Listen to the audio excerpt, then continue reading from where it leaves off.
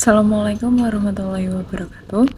Halo teman-teman semua, perkenalkan saya Dita Yulisti Anggreni, NEOM 63030210172.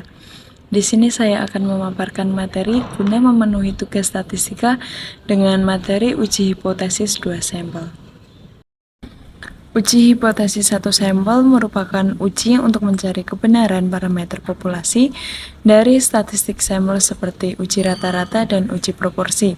Sedangkan uji hipotesis dua sampel adalah uji untuk membandingkan parameter dua populasi. Dan itu adalah tabel uji hipotesis dua sampel yang tertera di dalam slide yang saya tampilkan.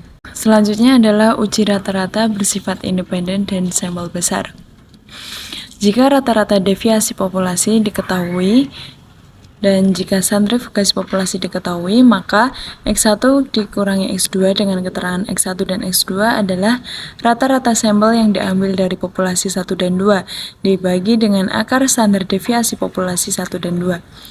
Dan jika standar deviasi populasi tidak diketahui, maka Z sama dengan rata-rata sampel yang diambil dari populasi 1 dan 2 dibagi dengan akar standar deviasi populasi dari sampel yang diambil dari populasi 1 dan 2. Sebagai contoh, lembaga riset pemasaran ingin mengetahui waktu tunggu para nasabah Bank Syariah Mandiri dan Bank BNI Syariah dengan melakukan transaksi sebanyak 75 dan 70 nasabah Bank Syariah Mandiri dan Bank BNI Syariah dipilih secara acak. Hasilnya menunjukkan rata-rata waktu tunggu di Bank Syariah Mandiri 5 menit dengan standar deviasi 0,30 menit, sedangkan di Bank BNI Syariah 5,30 menit dengan standar deviasi 0,45 menit dengan derajat keyakinan 1%. Apakah kita bisa menyimpulkan bahwa waktu tunggu di BNI Syariah lebih lama dibandingkan dengan Bank Syariah Mandiri? Dan data diketahui seperti di PPT yang saya tampilkan tersebut. Nah, dari perhitungan tersebut dapat kita simpulkan bahwa nilai Z hitungan 2,30 lebih kecil dari nilai Z kritis 2,33, sehingga kita gagal menolak hipotesis 0. Kesimpulannya bahwa sampel belum cukup memberi bukti bahwa waktu tunggu melakukan transaksi BNI Syariah lebih dibandingkan Bank Syariah Mandiri. Kemudian ada interval estimasi rata-rata dua populasi independen dan sampel besar. Rumus dari interval estimasi rata-rata dua populasi independen dan sama besar seperti yang tertera di dalam PPT tersebut bisa dipahami ya teman-teman. Nah, sebagai contoh dengan derajat keyakinan 99%, tentukan besarnya estimasi interval perbedaan rata-rata waktu tunggu melakukan transaksi di Bank BNI Syariah dan Bank Syariah Mandiri. Nah, kita dapat dihasilkan data seperti perhitungan yang sudah tertera di dalam slide tersebut. Kemudian, kita juga akan membahas tentang uji rata-rata dua populasi independen dan sampel kecil. Bila kita mempunyai sampel kecil N kurang dari 30, uji hipotesis statistika yang digunakan adalah uji T.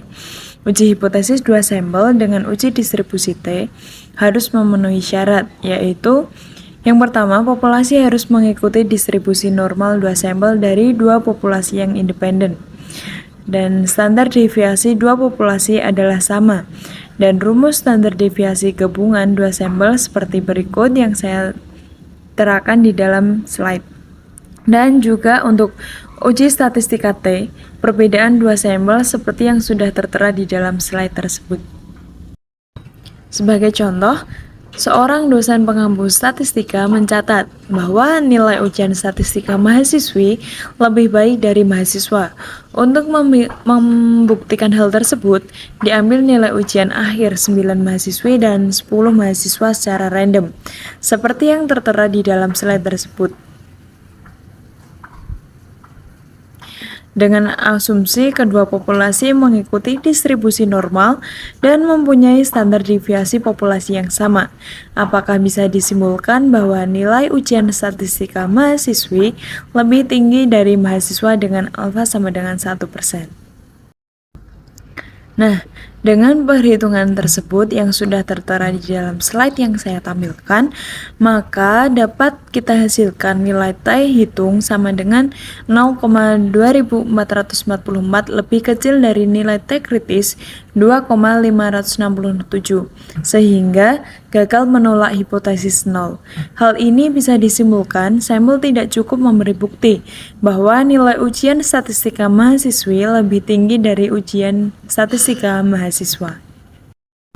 Dan berikut adalah data tabel uji rata-rata dua populasi independen untuk sampel kecil dengan Excel. Saya akan memberikan beberapa contoh terkait dengan interval estimasi rata-rata dua populasi independen untuk sampel kecil, uji rata-rata dua populasi pada populasi bersifat dependen atau paired sample t-test, interval estimasi sampel dependen, uji proporsi dua populasi, interval estimasi uji proporsi dua sampel yang bisa kalian simak dan kalian lihat di slide yang sudah saya tampilkan berikut.